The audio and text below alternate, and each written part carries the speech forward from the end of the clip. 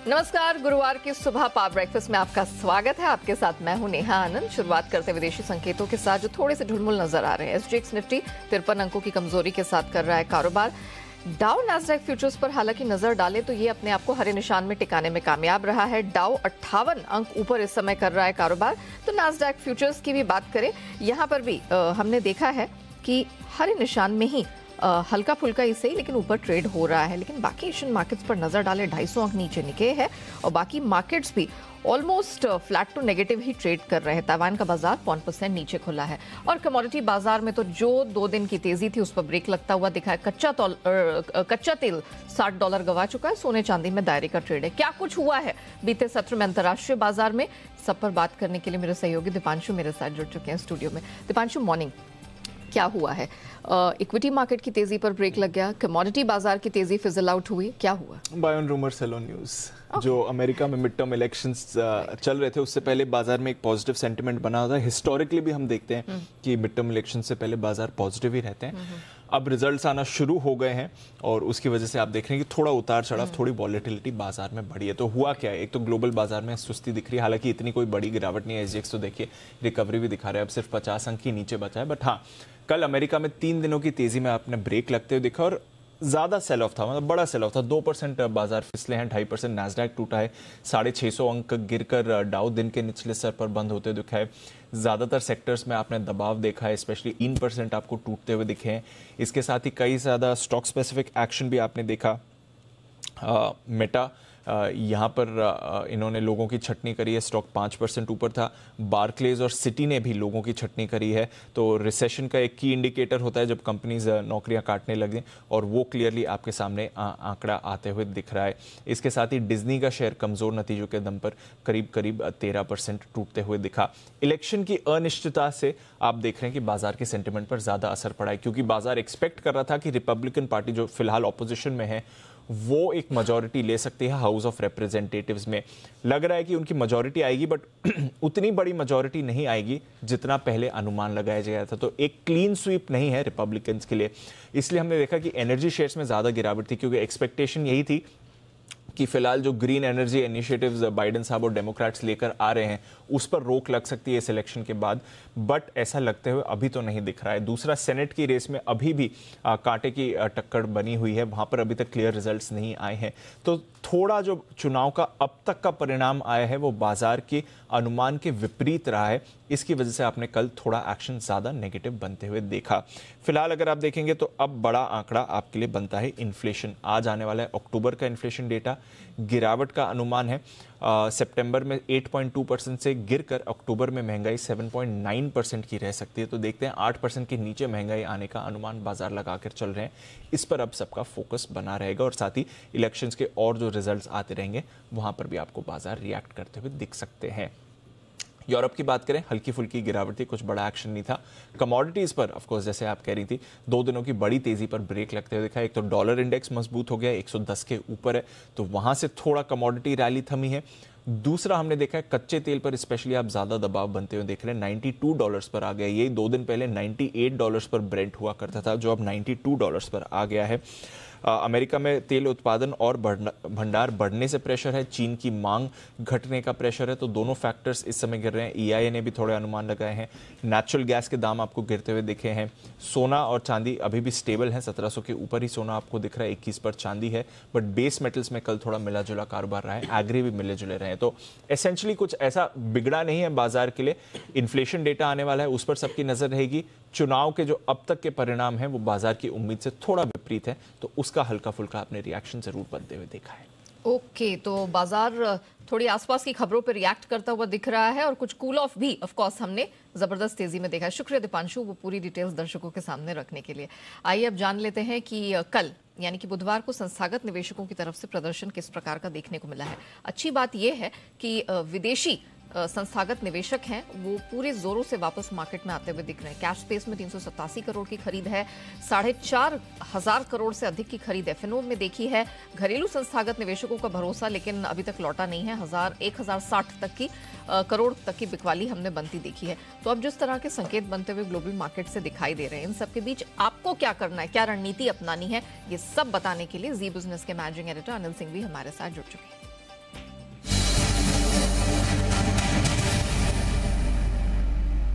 Sir good morning. Sir अब जिस तरह के संकेत बनते हुए दिखाई दे रहे हैं अंतर्राष्ट्रीय बाजारों से, क्या किया जाए? निफ्टी बैंक निफ्टी के कौन से महत्वपूर्ण लेवल्स होंगे? Good morning. यहाँ देखिए संकेत थोड़ी कमजोरी के हैं बाजार के लिहाज से देखे तो, लेकिन साथ ही कच्चा तेल काफी तेजी से नीचे आया। पिछले 3 दिनों में करेंसी मार्केट में भी हमारे अच्छी रिकवरी है, तो वो थोड़े रिलीफ वाले संकेत भी हैं। एफआई की खरीदारी के आंकड़े अभी भी आते हुए दिख रहे हैं। तो आई थिंक आज 18,000 का लेवल की लेवल होगा। अगर हम 18,000 के लेवल को होल्ड करके रहते हैं और पर ही बंद होते हैं तो कहीं कोई समस्या नहीं है। वीकली एक्सपायरी भी है तो थोड़ी वॉलेटिलिटी रह सकती है। इन संकेतों के बीच में थोड़ी शुरुआत तो कमजोरी के साथ होगी और कमजोर शुरुआत के बाद हम देखते हैं कि सपोर्ट कहाँ लेंगे, और जो सपोर्ट के लिए अच्छी जगह है वो है 18,000 से लेकर 18,075 की रेंज। इस रेंज में बाजार सपोर्ट लेने की कोशिश करेगा और ऊपरी स्तरों पर 18,200 18,250 सप्लाई जोन रहेगा, तो वहां पर आने पर आपको प्रॉफिट बुकिंग भी आती हुई दिख सकती है।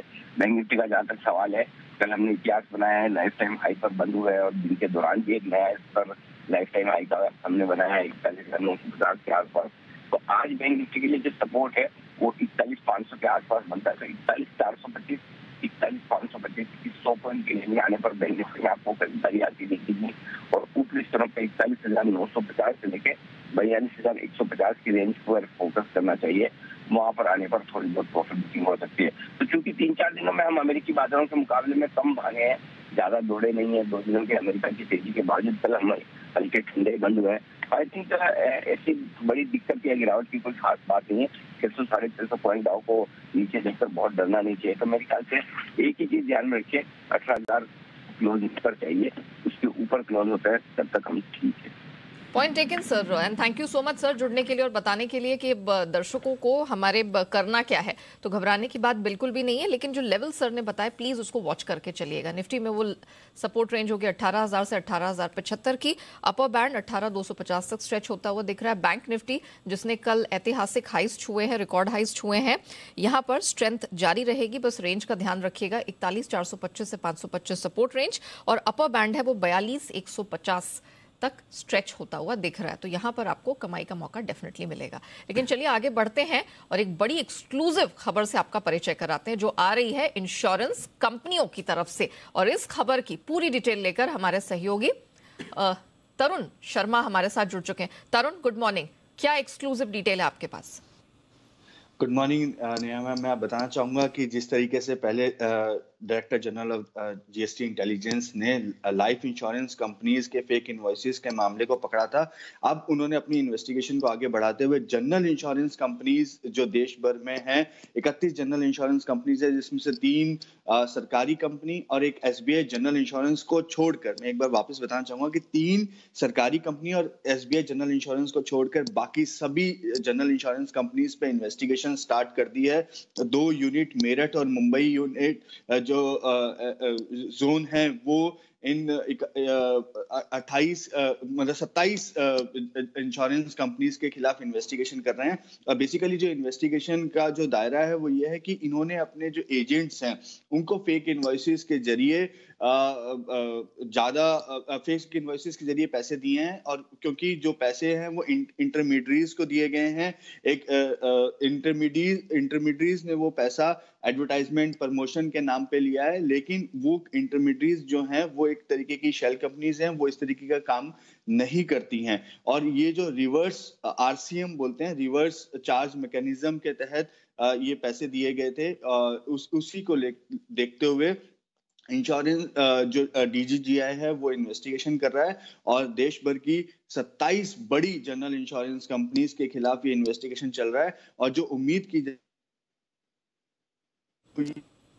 इवेजन जो है वो 3,000 से 4,000 करोड़ के आसपास का tax evasion in insurance companies के द्वारा किया जा सकता है। ये देनदारी इंश्योरेंस कंपनीज की आने वाले समय में बन सकती है। चलिए, तो इंश्योरेंस सेक्टर से जुड़ी बड़ी खबर है। जब 27 इंश्योरेंस कंपनियों पर इस तरह के जांच की बात चल रही है तो ये डेफिनेटली एक बड़ी खबर है।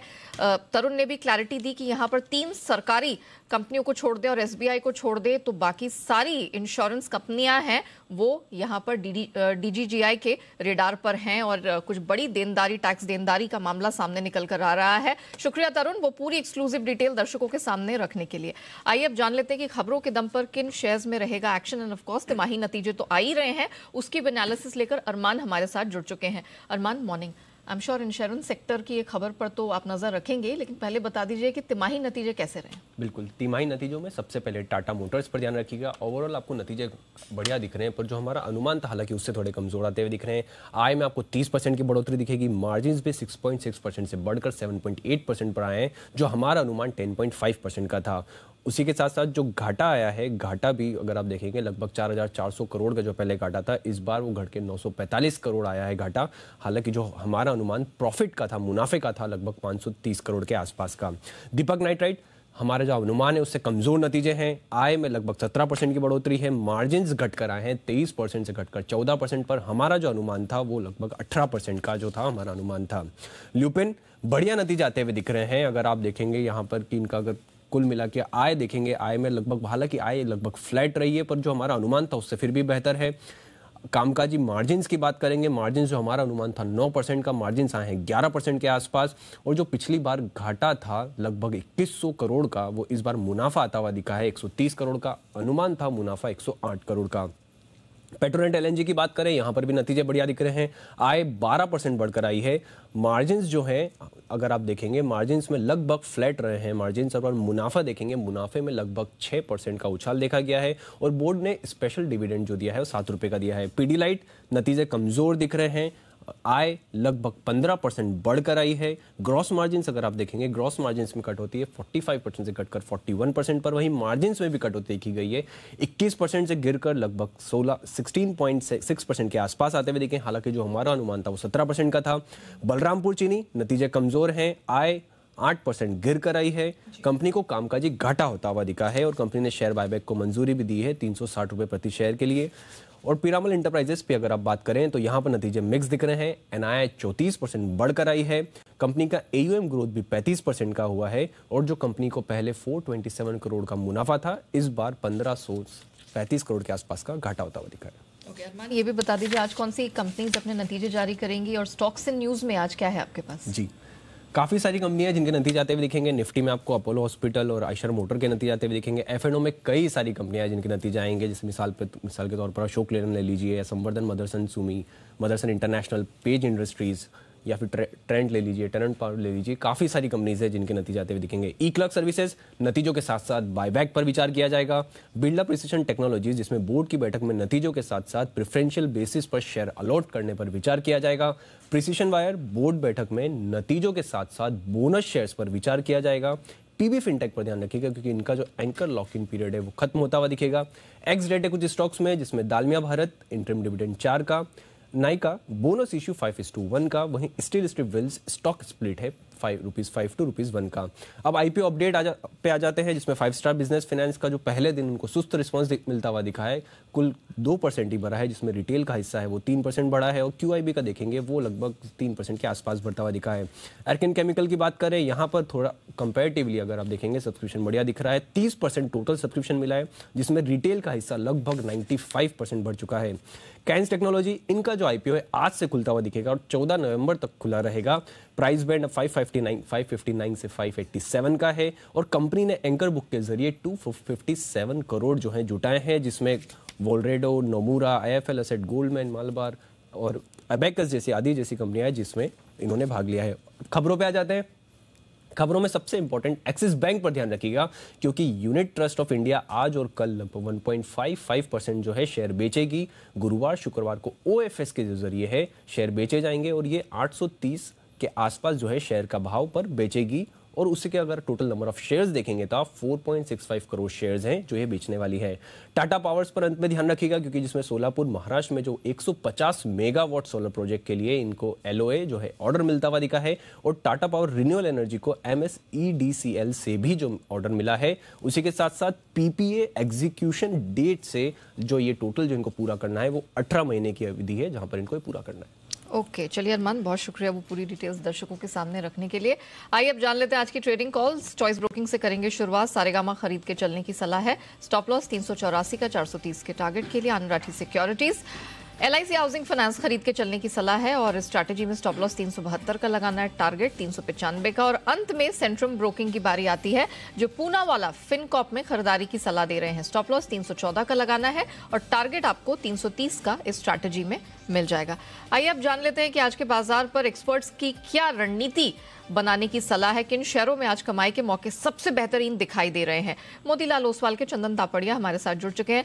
चंदन, गुड मॉर्निंग, बहुत स्वागत है। वीकली एक्सपायरी का है दिन, स्ट्रेंथ अब तक निफ्टी बैंक निफ्टी ने खासतौर से दमखम दिखाया है, जरा बताइए आज broader markets and stock specific action कहाँ है? जी नेहा जी, सुप्रभात। देखिए, बाजार में ओवरऑल ट्रेंड पॉजिटिव है। कल जरूर ऊपर के लेवल से मुनाफा वसूली देखने को मिली, बट बाजार में जिस हिसाब से लोअर वॉलेटिलिटी और होल्ड होता हुआ PCR पॉजिटिव बायस को सपोर्ट कर रहा है। तो आज ग्लोबल संकेतों की वजह से हम नेगेटिव स्टार्ट कर रहे हैं, बट हमारा मानना है ये डिप वापस खरीदारी में तब्दील होना चाहिए। तो बाय ऑन डिक्लाइन की रणनीति यहाँ पे रखेंगे। 18,000 का सपोर्ट रहेगा, ऊपर में हमारा मानना है 18,350 तक के लेवल बनेंगे। बैंक निफ्टी जो आउट परफॉर्म कर रहा है, वीक ऑन वीक बेसिस अच्छा मूव बना है यहाँ पे। आज वीकली एक्सपायरी है, बट हमारा मानना है कि 41,400 एक सपोर्ट का काम करेगा, तो सपोर्ट से आप खरीदें। ऊपर में 42,250 तक के न्यू लाइफ टाइम हाई के लक्ष्य यहाँ पे बन रहे हैं। स्टॉक वाइज बात करें तो देखिए, कल सिलेक्टिव मूव था, सिलेक्टिव स्टॉक चल रहे थे क्योंकि इंडेक्स में थोड़ी मुनाफा वसूली हुई थी। उन सब में एक स्टॉक जो अच्छा लग रहा है वो है ITC। स्टॉक अपने लाइफ टाइम हाई पे है, बट ट्रेंड और स्ट्रेंथ यहाँ पे क्लियरली बनी हुई है। डिलीवरी वॉल्यूम्स और फुट राइटिंग के डेटा इंटेक्ट है, इसके लिए हमारा मानना है 3 से 4% की अपटिक बनेंगे। 351 के स्टॉप लॉस से ITC खरीदारी की सलाह रखेंगे। 375 377 तक के टारगेट आप यहाँ पे लगा सकते हैं। के हाइस की तरफ बढ़ते हुए निफ्टी बैंक निफ्टी दोनों में डिप्स पे खरीद की सलाह और ITC जिसमें ऑलरेडी है दमखम और स्टीम बाकी है, बिल्कुल खरीदारी करने की सलाह आ रही है चंदन की तरफ से। शुक्रिया चंदन, वो पूरी डिटेल्स रखने के लिए। कमोडिटी बाजार की 2-3 दिन की ट्रेडिंग तेजी पर लगा है ब्रेक। इसके बाद आपको क्या रणनीति अपनानी है, इस पर बात करने के लिए IIFL सिक्योरिटीज के अनुज गुप्ता हमारे साथ जुड़ चुके हैं। अनुज, मॉर्निंग। सोना चांदी दायरे में आज ट्रेड कर रहे हैं, क्या किया जाए? Neha ji, good morning. देखिए, गोल्ड सिल्वर डेफिनेटली ट्रेड कर रहे हैं दायरे के अंदर, मगर इंटरनेशनल मार्केट में $1,700 के ऊपर ट्रेड कर रहा है गोल्ड, और सिल्वर ऑलमोस्ट $21 के ऊपर ट्रेड कर रहा है। तो अभी भी एक पॉजिटिव टेरिटरी में है। डॉलर इंडेक्स अभी भी थोड़ा सा नेगेटिव हो रहा है। हमें लगता है कि यहाँ पर बाय ऑन डिप्स की स्ट्रेटेजी यूज कर सकते हैं। गोल्ड में करीबन 51,300 के आसपास खरीदारी करें, 51,000 का स्टॉप लॉस लगाएं, टारगेट 51,800 तक हो सकता है। सिल्वर में करीबन 61,000 के आसपास खरीदारी कर सकते हैं, 60,400 पे स्टॉप लॉस लगाएं, टारगेट 62,000 तक हो सकता है। जिस तरीके से हमने टेक्निकल ब्रेकआउट गोल्ड सिल्वर में आते हुए देखा है, हमें लगता है कि मार्केट धीरे धीरे एक अपसाइड मोमेंटम में जाता हुआ दिखाई देगा। हालांकि मोमेंटम थोड़ा सा स्लो रहेगा क्योंकि अब तो ऐसा कोई बड़ा इवेंट नहीं है जिससे गोल्ड को एक लंबी तेजी देखने को मिले, बट हाँ डेफिनेटली मार्केट एक स्लो एंड स्टेडी पेस पर धीरे धीरे ऊपर जाता हुआ दिखाई देगा। तो बाय ऑन डिप्स की स्ट्रेटेजी हर गिरावट पे यूज कर सकते हैं। कच्चा तेल $6 गवा चुका है 2 से 3 ट्रेडिंग सेशन में, सेल बनती है आज? डेफिनेटली क्रूड की अगर देखें तो इन्वेंट्री अनएक्सपेक्टली काफी बड़ी है।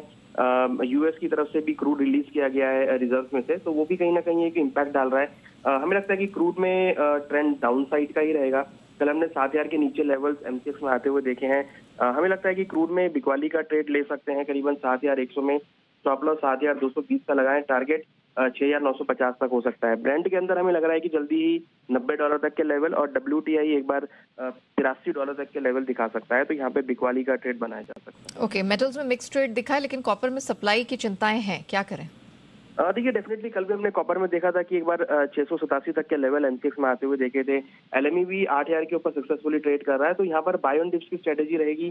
करीबन 672 के आसपास कॉपर में खरीदारी कर सकते हैं, 666 पे स्टॉप लॉस लगाएं, टारगेट 682 685 तक देखने को मिल सकता है। तो मेटल्स में अगर आप देखेंगे तो एल्युमिनियम भी रिकवर हुआ है लोअर लेवल से, जिंक के अंदर भी रिकवरी देखने को मिली है। तो बाय ऑन डिप्स की स्ट्रेटेजी बेस मेटल में यूज कर सकते हैं। ठीक है अनुज, थैंक यू सो मच हमारे साथ जुड़ने के लिए, बताने के लिए कि नॉन एग्री स्पेस में कहाँ कहाँ है कमाई के मौके। आइए बात करते हैं FIR यानी FII इन्वेस्टमेंट रिपोर्ट्स की।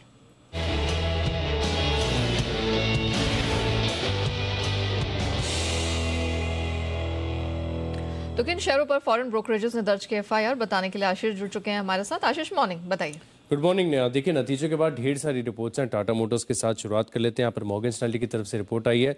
ओवरवेट की रेटिंग को बरकरार रखा है, 236 पे स्टॉक चल रहा है। लक्ष्य दिया इन्होंने 251 रुपए का। वहीं अगर आप देखें तो गोदरेज प्रॉपर्टीज, यहाँ पर भी आप देखिए मॉर्गन स्टैनली ने अंडरवेट की रेटिंग को बरकरार रखा है। 1170 की क्लोजिंग है, 1487 रुपए का लक्ष्य दिया है।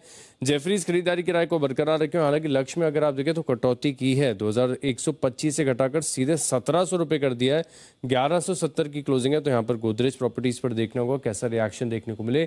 लुपिन यहाँ पर भी नजर रखिएगा। मैक्वायरी की तरफ से रिपोर्ट आई है, आउट परफॉर्म की रेटिंग को बरकरार रखा है। 694 की क्लोजिंग है, 790 रुपए का ऊंचा लक्ष्य दे रहे हैं। लेकिन मैक्वायरी से ज्यादा बुलिश जो है नमूरा नजर आ रहे, क्योंकि खरीदारी किराए को बरकरार रखा है 863 रुपए के लक्ष्य के लिए। इसके अलावा पेट्रोनेट एलएनजी, यहाँ पर भी नतीजों का इंपैक्ट आज आपको देखने को मिलेगा। मॉर्गन स्टैनली ने जो अंडरवेट की रेटिंग है इसे बरकरार रखा है, हालांकि 209 की क्लोजिंग है, 215 रुपए का लक्ष्य दे रहे हैं। नोमिरा ने न्यूट्रल की रेटिंग दी है 235 रुपए के लक्ष्य के लिए। और अंत में पिडिलाइट इंडस्ट्रीज, यहाँ पर भी अगर आप देखें तो नतीजे हल्के साइड पर कमजोर है। तो मैक्वायरी ने अंडर परफॉर्म की रेटिंग को बरकरार रखा है, 2652 रुपए की क्लोजिंग है, 2250 रुपए का इन्होंने लक्ष्य दिया है।